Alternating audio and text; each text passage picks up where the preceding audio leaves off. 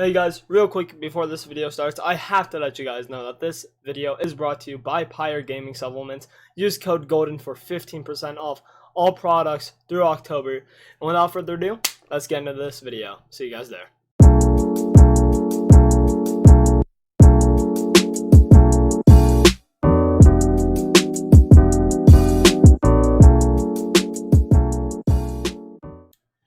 Hey, what's going on everybody, it's me, Golden here, with another new video. So today we are going to be reacting to the Smith Plays Nuketown Zombies retrospective. I personally enjoy Nuketown Zombies a lot. It's a closed map, it's a good survival map, it's fun, not easy to do high rounds on. Good level of challenge, I like the random perk spawn. But, those are my opinions, and I would like to hear his and potentially disagree. Hey, what's potentially. Up? Welcome back to Zombies Retrospective. Today we're going to be taking on a shorter episode, looking at Nuketown Zombies and the texture quality. Now, the texture quality from the Black Ops 1 map is not good. Oh my god, that looks so rough. So, one of the biggest complaints seen among casual players throughout the expansion of Zombies was growing complexity. While Black Ops 1 is noted for seeing this through an increase in map size, after this period, the Zombie series experienced a filling out phase where the content rose to match the size of the maps. The first time we see this is on Transit, which we will be covering next week. Okay. First off, we don't speak about Transit in this house, guys. We mentioned it like once. I was in the tier list video. I said it is a very bad map. It's not that enjoyable unless you just take away Transit itself and only play the maps as survival maps. If you play the solo maps, it's fun, but if you play Transit, it sucks. That's where I stand on Transit. We don't bring up Transit. Not anymore. With maps like Mob of the Dead and Origins. Why did he do that bad? Oh my god. No, this actually annoys me. This actually pisses me off.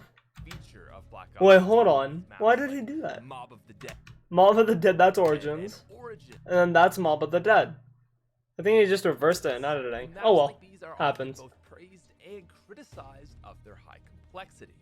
They're not even that complex. Makes up a large portion of the people watching this video love like honestly high complexity in Zombies maps, but there is a huge casual population who don't.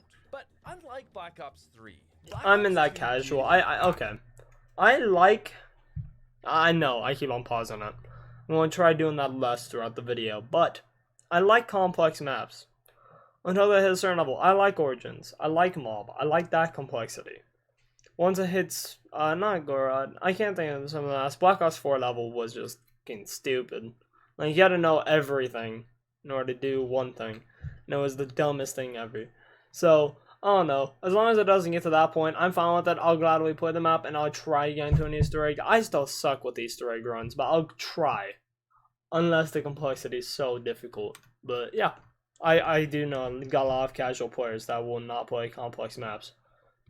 Make simple maps to appeal to these casual players. Bus, Farm, and Town were cut down, World at War size zombie maps which allowed people to hop straight into a match and just play classic Zombies survival. As it should. Town especially was a straightforward survival map which didn't need tons of steps in order to. Oh my god, the texture. Where did he yoink that from? Because that's not. Is that how bad Town looks normally? No. I don't know why I just turned on captions. That's not how bad the lava looks on Town. That has to be like an alpha version. Right? The steps in order to set up. Oh god, what if it isn't? And I just have bad memory. Counterparts to that simple and easy map, and this came in the form of Nuketown Zombies. And while Nuketown it's not that complex, it's just a struggle. Zombies maps of all time, for some understandable reasons, I actually aim to make a case for this map today. So today it's a great map. Really need to talk about it's a good survival, or really a whole lot of explanation at all. Nuketown Zombies is a tiny map, weighing in at around 2.5 Nocturne. That's actually really tiny. But how is my question is how is Nocta that tiny? Noct feels like a not a massive map, obviously, but doesn't feel that small. That's nuts. There's no smaller map in Zombies, I don't think, than Noct. Huh? Whack. As Kino or Derice. On paper, it's a plain and simple survival map, but that doesn't mean it's boring. It's quite easily the most condensed and potent dose of chaos you will ever get from a Zombies map. And a lot of... Okay. I'll admit, in this back corner, on both sides of the houses, in this back yard, oh my god, it is a struggle in the backyards. Dislike Nuketown for this exact reason, yet but that makes it fun. What makes it so inherently unique? Exactly. There is no order to Nuketown. Nothing is guaranteed. I love the population counter. So whenever that hits 0, a new perk drops. That's amazing. I love that. For the first time in Zombies, we see not a single boarded window to exist on the map. That's Spawns nuts. are numerous.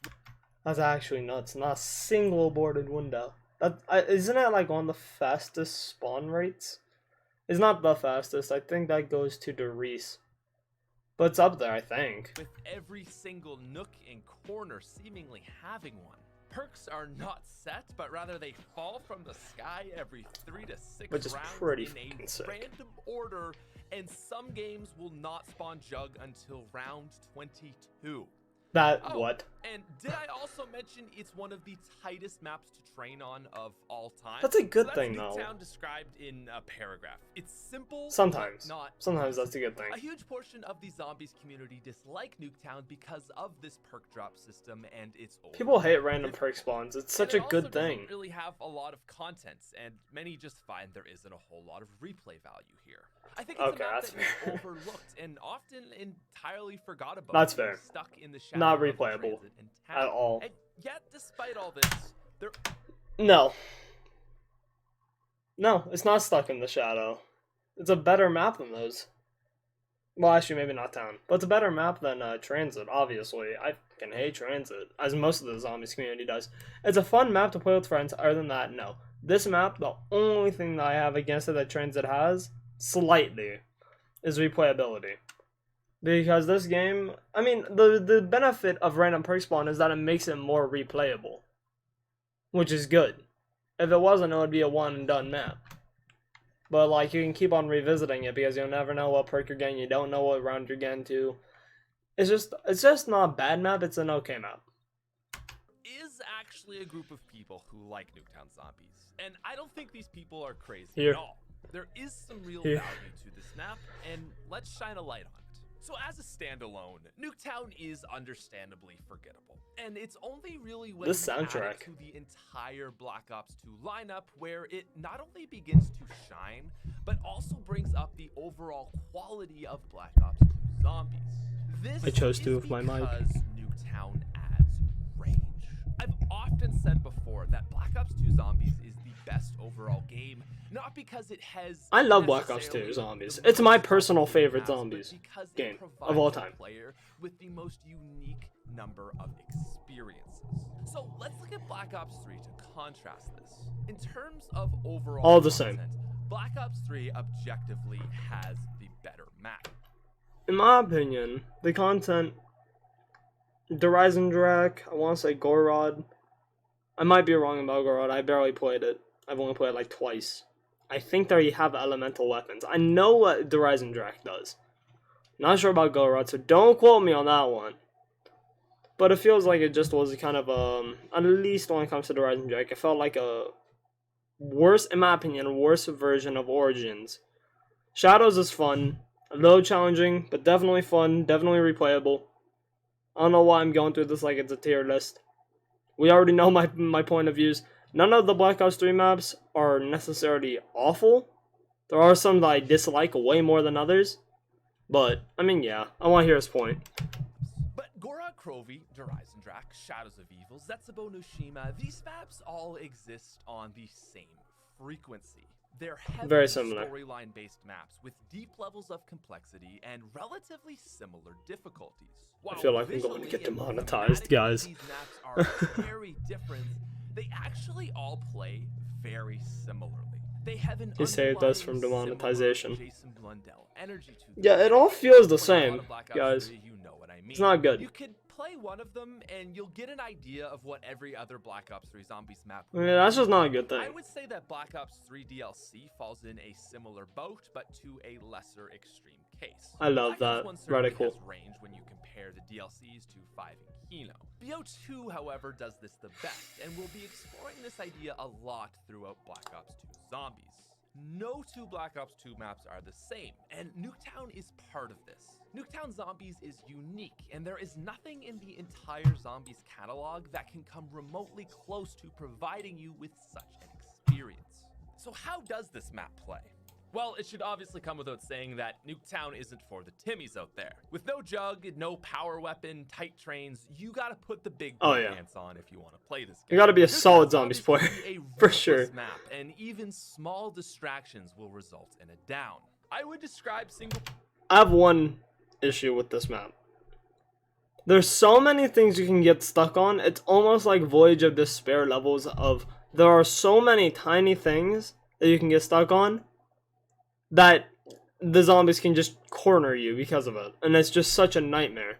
Like this rock, obviously it's pretty obvious, except when you're running a tight train around the truck, and then you get stuck on it, and then that train just catches up with you, and you're screwed. That's when that sucks. Besides that, there aren't many issues, in my opinion. But let's hear it. Single-player Nuketown is ordered evil. While it's absolutely ruthless, it is at least incredibly straightforward. The main strategy involves just training behind the greenhouse with a shotgun or something else which can quickly kill zombies in your way. And even by round 10, it begins to require the utmost focus to remain alive, especially if you haven't gotten jug. There is this map is a much struggle at all times, and you are never safe. And while single player can certainly be a little too simple to play time and time again, it is the best map of all time for learning to train. It also works to build players' confidence without relying on jug. The fast and numerous spawns keep you constantly on edge and push even some of the best players to their limits. Simply put, if you can train on Nuketown Zombies, you can... Sorry about background noise, I'm going mute. And I think Nuketown Zombies takes this practice idea to an even higher level. The randomness of perk drops also forces players to improve on other skills. True. Maybe you get double tap and pack a punch first, and this combo will That's a great combo, actually. Weapon accuracy, as you can't rely heavily on your movement. But if you get jug and speed cola, this is going to force you to rely solely on those movement skills without the random perk spawns do put you in unique situations solo forces you to become where you have to learn the perks. No other map does this better. But what's so great about this map is that co-op provides you with something entirely different. 4-player Nuketown Zombies is the most chaotic zombies experience to date. I only ever played it with 3 tops, I think. Ironically, what makes it but such a good map. Fun. There is so much going on at all moments, and teammates are downing constantly. Adam! Rely on teamwork to keep picking each other up, and it is just a fun experience. Especially when there's no jug, it really just creates this particularly unified game. You expect your teammates to go down, and there's no shame in that number even reaching into the double digits. It's casual. There's some shame. Chaos. It's not going to double digits. Most potent form of that chaotic energy that Zombies is known and loved for. And I gotta say, for what it is, Nuketown Zombies also delivers some surprisingly good storyline, Easter eggs, and atmosphere. Love or hate the I will say, the ending of Nuketown, where one of the missiles from the moon lands onto Nuketown, and that, like, partly fractures the earth, is incredible. I love that. That's something very cool to see.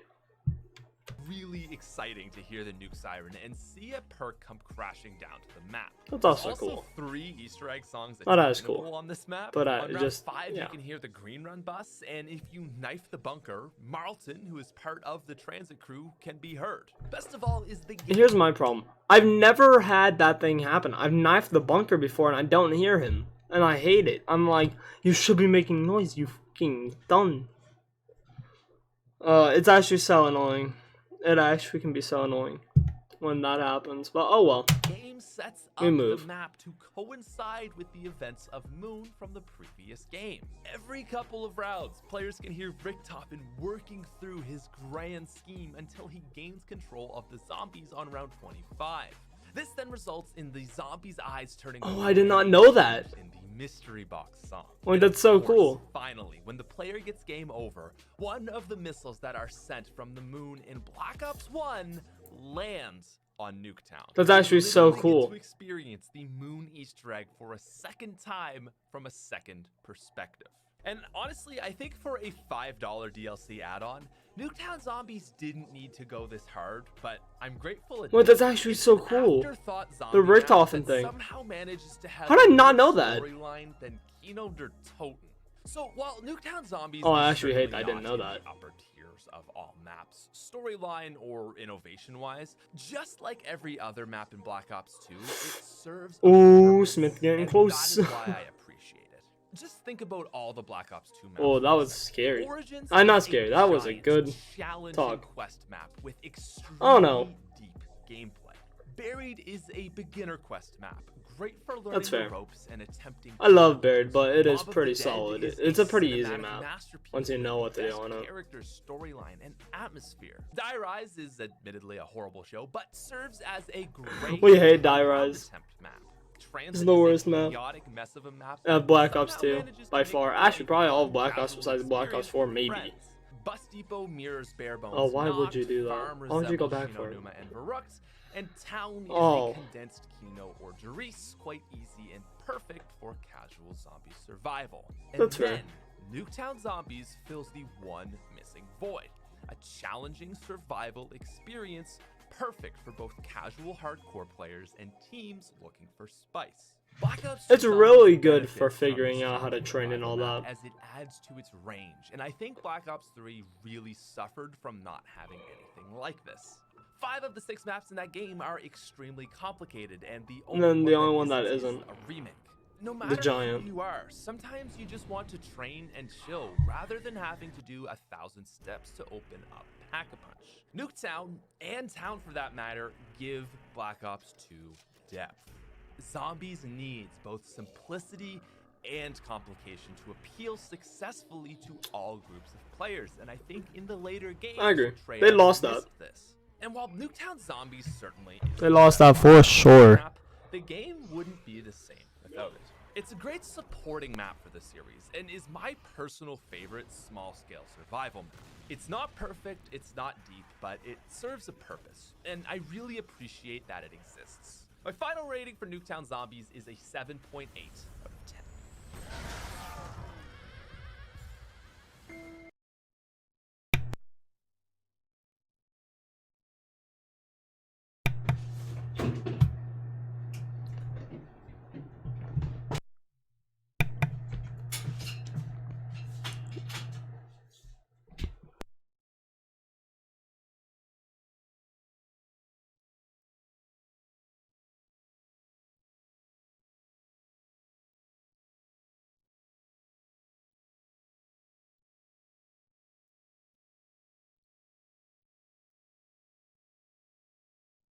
Oh, I just realized my mic didn't want to unmute. Definitely an above average map when it comes to survival. I agree with that review a lot. If you want a hard survival map, definitely play Nuketown. It's $5 like you said. As an add-on for Black Ops 2. I would say just buy Black Ops 2 on like Steam. Because I'm pretty sure all the versions that they sell now have it as a part of it. So yeah, hopefully you guys did enjoy this video. If you guys did, like always, smash that like button and consider subscribing for more. And hit the notification bell. But consider subscribing. That shows me that you guys are enjoying my content. And hit the notification bell so you're notified of when I upload. And go follow me on my Twitch. Links are down below to that. Use code GOLDEN for 15% off through October. Or 10% off through any other month. And yeah, hopefully you guys enjoyed. Peace out, everybody. Bye.